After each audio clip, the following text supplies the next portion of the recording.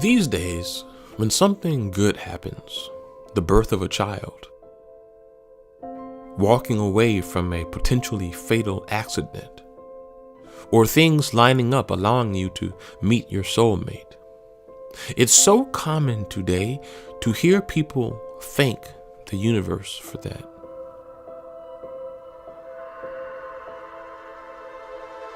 You've heard it. Perhaps someone learned a life lesson and they will say, the universe was teaching me this. Basically, these days, the word universe is used instead of the word God. And so many ask, is the universe God? And does the Bible have anything to say about that? Well, let's look at the book of Psalms. So, it says that the heavens declare the glory of God, and the skies proclaim the work of his hands.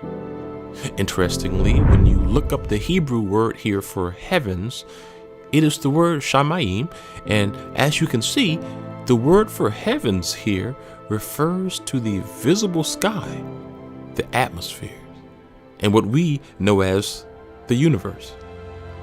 And so here, the Bible says that God wanted to create something to declare his glory. And so what did he create? The heavens, or the universe. Okay, let's look at another verse. 1 Timothy.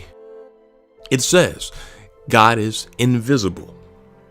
Okay, and in Romans 1, it says, for since the creation of the world, God's invisible qualities, his eternal power and divine nature, have been clearly seen from what has been made.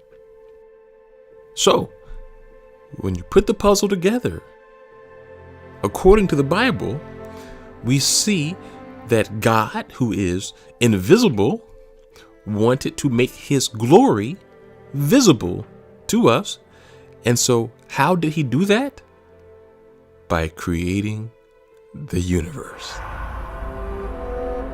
This is deep. So, is God the universe? Well, according to the Bible, no.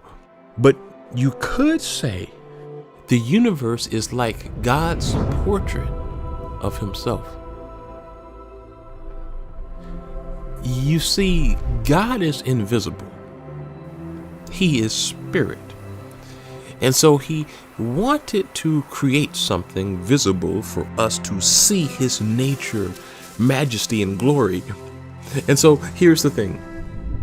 If the nature of God is eternal, and if his glory is never ending, he would have to create something so massive, something so beautiful, powerful, and seemingly without end to capture even one fraction of his magnitude. And so if the universe is supposed to be a visual representation of God for us, we see why it had to be enormous, seemingly without end, going billions and billions of light years.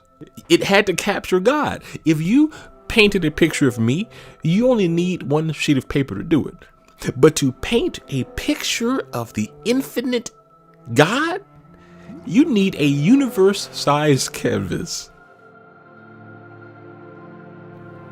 And if the universe was created by God, it would also need to have a beginning. Well, amazingly, science shows us that this is the case.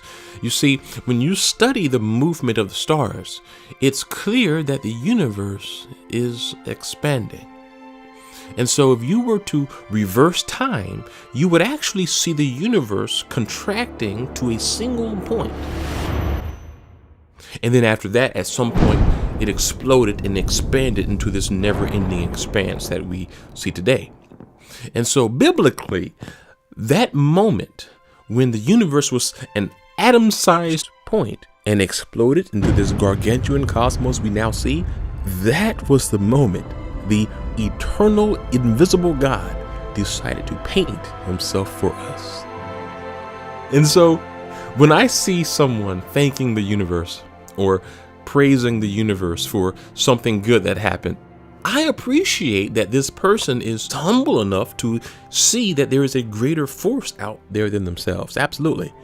But biblically, to thank the universe and not God is almost like thanking the portrait of someone rather than the person themselves. And so I appreciate the stars. I appreciate the galaxies, the beauty of it, because it's basically God's painting of himself. And so the point here is appreciate the portrait, admire its beauty, but by all means, get to know the person.